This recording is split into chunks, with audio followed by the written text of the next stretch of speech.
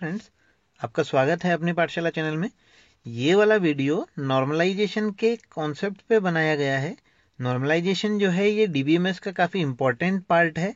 DBMS के इसके पहले कुछ वीडियोस आ चुके हैं, अगर आप लोगों ने नहीं देखे हैं तो आप आई बटन पे क्लिक करके देख सकते हैं। चैनल अगर अभी तक सब्सक्राइब नहीं किया है तो चैनल सब्सक्राइब कर लीजिएगा, नोटिफिकेशन इनेबल कर लीजिएगा ताकि आगे आने वाले वीडियोज के नोटिफिकेशन आपको मिलते रहें। नॉर्मलाइजेशन की अगर हम बात करें तो नॉर्मलाइजेशन समझने से पहले दो टॉपिक समझ लेना बहुत जरूरी है कि रिडंडेंसी क्या होता है और इनकंसिस्टेंसी क्या होता है। अगर बात की जाए रिडंडेंसी की तो ये डेटाबेस की सबसे बड़ी प्रॉब्लम्स की कैटेगरी में आता है। प्रॉब्लम कैसे? एक एग्जाम्पल लेके हम समझें कि मान लीजिए कि 100 स्टूडेंट किसी क्लास में पढ़ते हैं। आपने किया क्या, उन 100 स्टूडेंट का डेटा एंटर किया लेकिन गलती से किसी 10 स्टूडेंट का डेटा वापस से अपलोड कर दिया। मतलब अब जो डेटा था वो 100 स्टूडेंट का डेटा तो है, लेकिन टोटल नंबर ऑफ डेटा कितना हो गया, 110 का। अब देखो प्रॉब्लम यहाँ पे क्या हुई कि ये जो 110 स्टूडेंट थे इसमें से हमारे काम के तो 100 ही है। 10 वाला जो डेटा था वो फालतू में हमने अपलोड कर दिया। ये वाला डेटा डेटाबेस के अंदर फालतू में स्पेस ऑक्यूपाई कर रहा है। अच्छा, स्पेस तो ऑक्यूपाई कर रहा है, ये चीज तो कोई प्रॉब्लम यहाँ पे इतना ठीक है, हम मान के चलते हैं कि इतना इससे कोई फर्क नहीं पड़ा। लेकिन अगर इस बात को हम थोड़ा टेक्निकली सोचें तो डेटाबेस में एक एक सिंगल सिंगल बाइट का, एक जो आपका स्पेस होता है memory unit, single single bit single byte का काफी ज्यादा इंपॉर्टेंस होता है। अच्छा, इसको दूसरे वे में हम देखें कि ये जो 10 स्टूडेंट हैं जिनका डेटा हमने डबल टाइम इंसर्ट कर दिया या फिर डबल टाइम हम लोगों ने डेटा स्टोर कर दिया। अब जब भी हम इनका डेटा सर्च करेंगे तो हो सकता है कि जो दो फाइल्स होंगी उनमें से आपको एक फाइल मिले। आप इस फाइल में डेटा को अपडेट कर दे ये सोच के कि आपने डेटा अपडेट कर दिया है, लेकिन अभी भी एक फाइल ऐसी पड़ी हुई है जिसमें डेटा अपडेट नहीं है, वो पुरानी वाली ही फाइल है। तो ये आपके लिए बाद में भी प्रॉब्लम करेगी। मतलब ये समझ में आ रहा है कि रिडंडेंसी यही चीज होती है, रिपीटेशन जो हुआ डेटा का। मतलब ये जो 10 स्टूडेंट थे जिनका डेटा 20 टाइम स्टोर हो चुका है, एक स्टूडेंट का 2 बार है तो 10 का 20 टाइम डेटा स्टोर है आपके इस डेटाबेस के अंदर। मतलब ये जो 100 फाइल थी इसमें से 90 का डेटा तो बिल्कुल सही है, लेकिन 10 स्टूडेंट का डेटा 20 टाइम आपने स्टोर कर दिया है।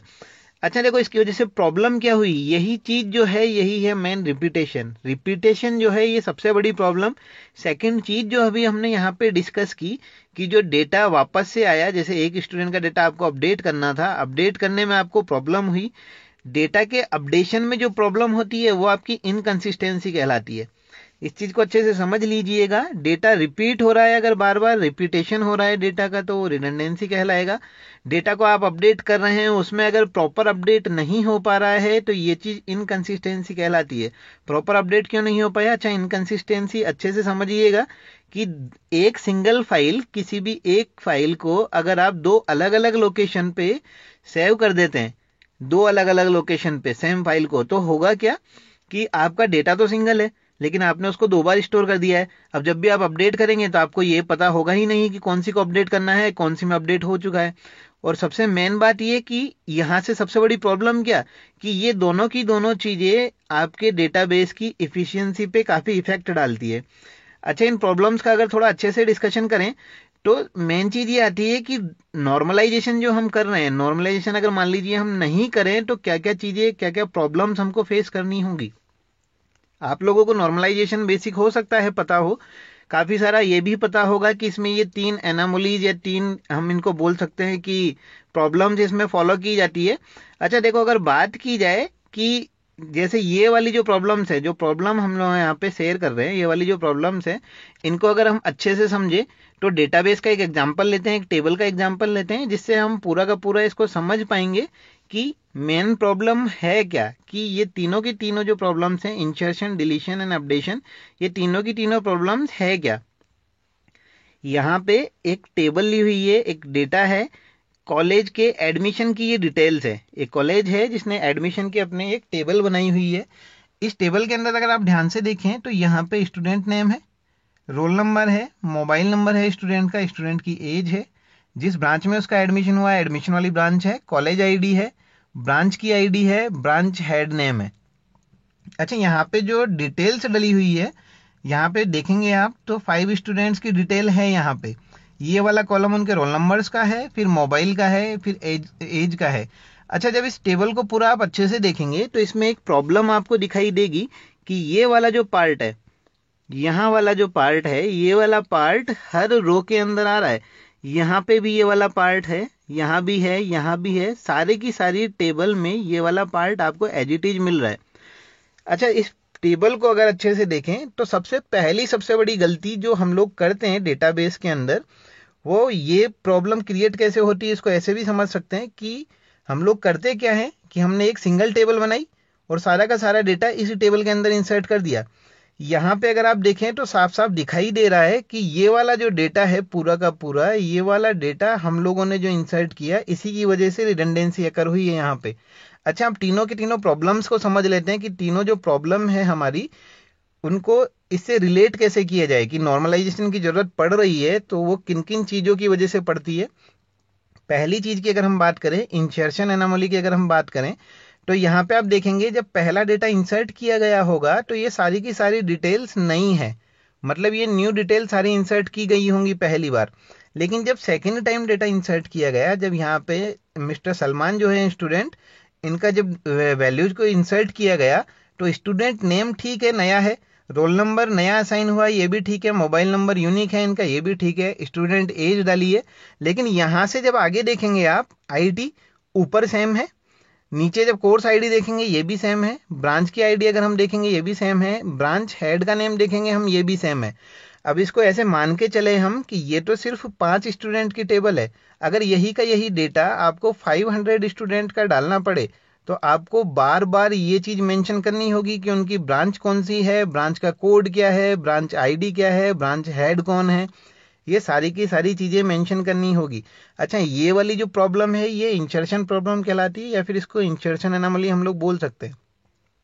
सेकंड वाली प्रॉब्लम अगर हम देखें, सेकंड वाली है डिलीशन प्रॉब्लम। डिलीशन के अंदर ये चीज समझिएगा, जैसे मान लीजिए कि किसी एक स्टूडेंट का, यहाँ पे मिस्टर विवेक है, मान लीजिए इनका डेटा मुझे डिलीट करना है। मैंने किया क्या, इनका डेटा डिलीट कर दिया। अच्छा, ये डेटा जो डिलीट हुआ इससे टेबल को कोई फर्क नहीं पड़ा, मतलब एक डेटा अगर मैंने डिलीट किया तो इससे टेबल को कोई फर्क नहीं पड़ा। टेबल में अगर आप देखें तो टेबल में दो तरह की डिटेल्स हैं, यहाँ पे स्टूडेंट का नेम भी है, कॉलेज आईडी भी है, ब्रांच भी है, ब्रांच हेड भी है। मतलब बेसिकली अगर हम देखें तो यहाँ पे ब्रांच से रिलेटेड इंफॉर्मेशन भी है और स्टूडेंट से रिलेटेड इंफॉर्मेशन भी है। जब हमने एक स्टूडेंट डिलीट किया तो इस टेबल पे कोई इफेक्ट नहीं पड़ा, लेकिन अगर हम मान लीजिए सारे के सारे स्टूडेंट्स को डिलीट कर दें, मिस्टर अर्जुन से लेके विवेक तक अगर हम सारे के सारे स्टूडेंट्स को डिलीट कर दें इस टेबल से, तो साथ ही साथ क्या होगा, टेबल के अंदर से स्टूडेंट की डिटेल तो डिलीट होंगी ही होंगी, साथ ही साथ ब्रांच की डिटेल्स भी यहाँ से डिलीट हो जाएंगी। अच्छा, हम लोगों ने खाली किया था स्टूडेंट का डेटा डिलीट, लेकिन जो हमने बार बार इंसर्ट करके ये ब्रांच डिटेल डाली, वो ब्रांच की डिटेल भी डिलीट हो गई। मतलब क्या कि अब इस टेबल में कुछ भी नहीं बचा है। तीसरी जो सबसे बड़ी प्रॉब्लम है वो है अपडेशन से रिलेटेड प्रॉब्लम। अपडेशन का एक एग्जाम्पल लीजिएगा, यहाँ पे जैसे मान लीजिए ब्रांच हेड जो हमने लिए हुए हैं वो है मिस्टर आर सिंह। यहाँ पे मिस्टर विवेक वाली रो में अगर मान लीजिए इस नाम को हम रिमूव करके मिस्टर यहाँ पे एस कुमार करके कोई फैकल्टी हैं जिन्होंने ज्वाइन किया है, तो हमने उनका यहाँ पे डेटा इंसर्ट कर दिया। अच्छा, ये जो डेटा इंसर्ट किया हम लोगों ने कौन सी रो में किया है, विवेक वाली रो में। डेटा जब यहाँ इंसर्ट कर दिया है हमने, तो यहाँ पे मिस्टर आर सिंह की जगह नाम क्या हो जाएगा, मिस्टर एस कुमार। अब देखो प्रॉब्लम अब अराइज हुई है कि हमने डेटा अपडेट किया, किसका डेटा अपडेट हुआ है, ब्रांच हेड का डेटा अपडेट हुआ है। ब्रांच हेड अभी कौन से हैं करंट में, मिस्टर एस कुमार। लेकिन अगर पुराने डेटा की हम बात करें या पुराने स्टूडेंट्स की अगर हम बात करें, तो वहाँ पे अभी भी आपके जो ब्रांच हेड है वो सारी की सारी लोकेशंस पे क्या है, मिस्टर आर सिंह। मतलब कि क्या है कि आपने डेटा तो अपडेट किया लेकिन डेटा आपका अपडेट हो ही नहीं पाया अच्छे से। तो इस चीज़ को आप समझ रहे होंगे कि इनकंसिस्टेंसी का मतलब होता क्या है कि आपका सेम डेटा मतलब यहाँ भी नेम है, यहाँ भी नेम है, सारी लोकेशंस पे यहाँ नेम है, सेम डेटा अलग अलग लोकेशंस पे अगर स्टोर होता है, तो अगर आप किसी एक सिंगल डेटा को अपडेट करते हैं तो वो डेटा पूरी की पूरी टेबल में रिफ्लेक्ट नहीं कर पाता। अच्छा, ये प्रॉब्लम अकर हुई क्यों? तीनों की तीनों प्रॉब्लम जो हमने डिस्कस की, इंसर्शन प्रॉब्लम, डिलीशन प्रॉब्लम और तीसरी आपकी अपडेशन या मॉडिफिकेशन प्रॉब्लम, ये तीनों की तीनों अकर हुई क्यों? क्योंकि हम लोगों ने सबसे बड़ी गलती की एक सिंगल टेबल बना के। अगर ये टेबल सिंगल नहीं बनाई गई होती तो ये वाली जो प्रॉब्लम यहाँ पे अकर हुई, ये वाली प्रॉब्लम अराइज होती ही नहीं। अच्छा, नॉर्मलाइजेशन जो है, नॉर्मलाइजेशन यही बोलता है कि रिडंडेंसी जो आपके डेटाबेस में हो रही है, अगर आप उस रिडंडेंसी को रिमूव करते हैं तो उसके लिए आपको नॉर्मलाइजेशन को फॉलो करना होगा। तो नॉर्मलाइजेशन अगर हम इस टेबल पे अप्लाई करें तो हमको करना क्या होगा कि ये वाली जो टेबल है इसको डीकम्पोज करना होगा। डीकम्पोजिशन का मतलब क्या कि हमको इस टेबल को ऐसे दो पार्ट में डिवाइड करना होगा कि हम रिडंडेंसी को भी हटा दें और टेबल भी हमारे लिए यूजफुल हो। तो रिडंडेंसी को हटाने के लिए हमने किया क्या, ये जो रिलेशन आर है, रिलेशन अच्छे से याद रखिएगा, रिलेशनल डेटाबेस मॉडल के अंदर टेबल को रिलेशन के नाम से ही जाना जाता है। इस रिलेशन आर को हमने दो पार्ट में डिवाइड कर दिया। पहला वाला पार्ट अगर हम देखें तो पहला वाला पार्ट रिलेशन R1, इसमें हमने किया क्या, स्टूडेंट नेम रखा, रोल नंबर रखा, मोबाइल नंबर रखा, स्टूडेंट एज रखा, ब्रांच आईडी रखी। ये कुछ यहाँ पे कॉलम्स, कुछ एट्रीब्यूट्स हमने यहाँ पे रख लिए। इस वाली टेबल को हमने सिंगल एक R1 टेबल बना लिया। अच्छा देखो, ये टेबल बनाने से हुआ क्या कि स्टूडेंट्स की सारी इंफॉर्मेशन तो इस टेबल में आ चुकी है। स्टूडेंट्स जो थे हमारे मिस्टर अर्जुन, सलमान, ज्योति, अभिषेक एंड विवेक, ये सारे के सारे जो स्टूडेंट थे ये तो हमारे इस टेबल में आ चुके हैं। ब्रांच की जो डिटेल थी वो हमने इस टेबल में नहीं लिखी, खाली ब्रांच की आईडी हम लोगों ने यहाँ पे मेंशन कर ली है। अच्छा, ब्रांच की आईडी खाली मेंशन की है, बाकी कोई सी भी डिटेल हम लोगों ने यहाँ पे मेंशन नहीं की। हमने किया क्या, पहली टेबल बनाई R1, उसमें स्टूडेंट नेम लिया, रोल नंबर लिया। मतलब ये वाली टेबल बेसिकली हमने किसके लिए बना दी, स्टूडेंट के लिए। पहले हमने किया क्या था कि दोनों की टेबल सेम थी। सेकंड हमने किया क्या कि ये वाली टेबल जो थी ये डिकम्पोज करके बनाई पहली टेबल को। सेकंड वाली टेबल भी हमने पहली वाली टेबल को डिकम्पोज करके बनाई, लेकिन इस बार जो टेबल बनाई वो बनाई ब्रांच के लिए। आप यहाँ देख रहे होंगे कि जो ब्रांच आईडी थी वो वाली ब्रांच आईडी हमने यहाँ पे मेंशन की हुई है। उसके बाद यहाँ पे देखें, ब्रांच का नेम है, कॉलेज की आईडी है और ब्रांच के हेड का नेम है। अच्छा, अभी इस पे अप्लाई करके देखें, अगर हम वो तीनों की तीनों प्रॉब्लम्स की वो वाली प्रॉब्लम अभी भी है या प्रॉब्लम्स हट चुकी है। तो पहली वाली चीज़ अगर हम इस पे अप्लाई करें तो पहली चीज़ थी आपकी इंसर्शन। इंसर्शन की अगर हम बात करें, अब जैसे मान लीजिए कि मुझे कोई स्टूडेंट का डेटा एंटर करना है, तो स्टूडेंट का डेटा इस वाली टेबल में आसानी से एंटर किया जा सकता है। यहाँ पे कोई रिपीटेशन भी नहीं होगा। डेटा हम लोगों को डालना है, डेटा हम डाल सकते हैं, डेटा यूनिक भी रहेगा, रोल नंबर है ही यहाँ पे। अच्छा, दूसरी चीज, दूसरी जो प्रॉब्लम थी, दूसरी क्या थी, डिलीशन। जब डेटा डिलीट कर रहे थे हम स्टूडेंट का, तो उसमें हो क्या रहा था, ब्रांच भी डिलीट हो रही थी।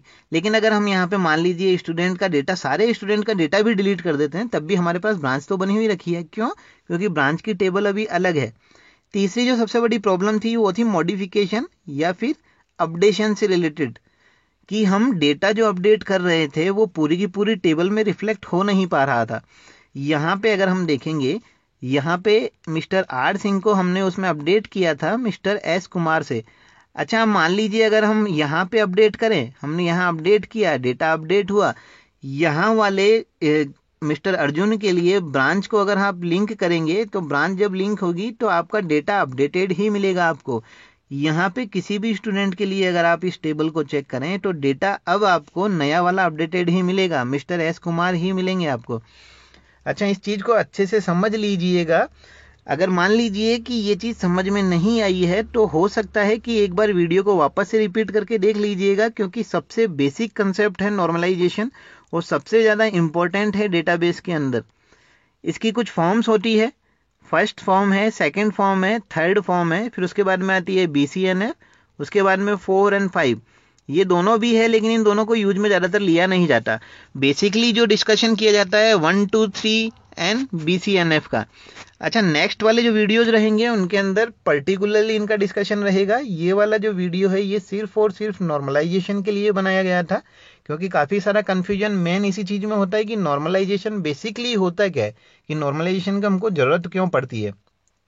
तो ये वीडियो जो हमने देखा है इसमें हमने डिस्कशन जो किया, उसमें डिस्कशन में मेन हमने किया क्या कि एक टेबल थी रिलेशन आर, उसको हमने डिकम्पोज किया दो पार्ट में, R1 में और R2 में। क्यों किया? क्योंकि हम उसमें से डेटा की रिपीटेशन मतलब रिडंडेंसी और डेटा की इनकंसिस्टेंसी मतलब प्रॉपर अपडेट कर पाए हम उस टेबल को, ये दोनों चीज़ें हमको हटानी थी उसमें से।